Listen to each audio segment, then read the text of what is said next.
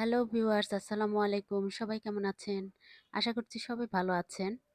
তো আমি আজকে রান্না করতে যাচ্ছি গরুর মাংস দিয়ে আলু এবং বড় সাদা মূলা আছে, সেই সাদা মূলা দিয়ে রান্না করব। নতুন আলু এবং নতুন সাদা মূলা, যেটা এই শীতে সবজি, সেটা সবাই জানেন।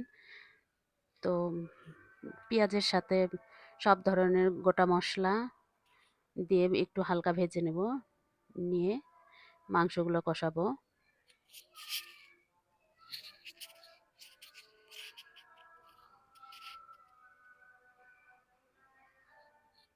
বেশি ভাজবো না পেঁয়াজগুলো, হালকা একটু শুধু ভেজে নেব, নিয়ে ম্যারিনেট করা মাংসটা দিয়ে দেব।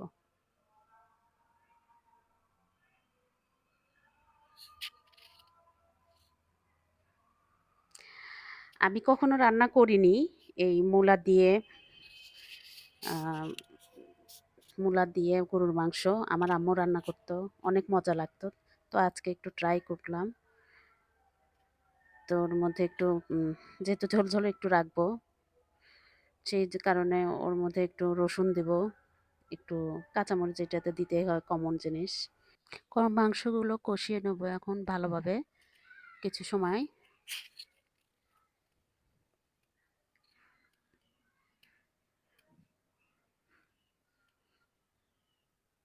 একটু ভালোভাবেই কষাতে হবে, সেটা জানেন সবাই।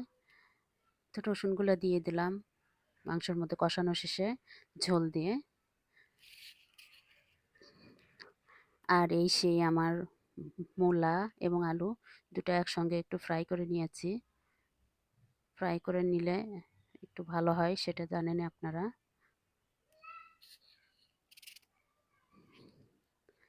এগুলো এখন ঝোলে দেব।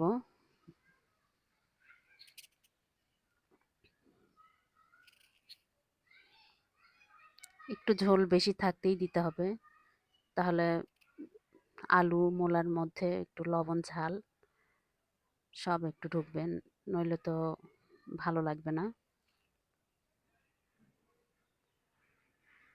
দিয়ে এখন এটাকে আধা ঘন্টা থেকে 40 মিনিটের মতো রান্না করব মিডিয়াম আছে।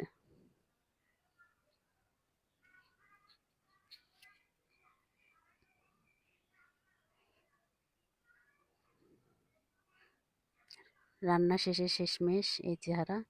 তো আমার ভিডিওটি যদি আপনাদের ভালো লেগে থাকে তো লাইক, কমেন্ট, শেয়ার করবেন এবং সাবস্ক্রাইব করতে অবশ্যই ভুলবেন না।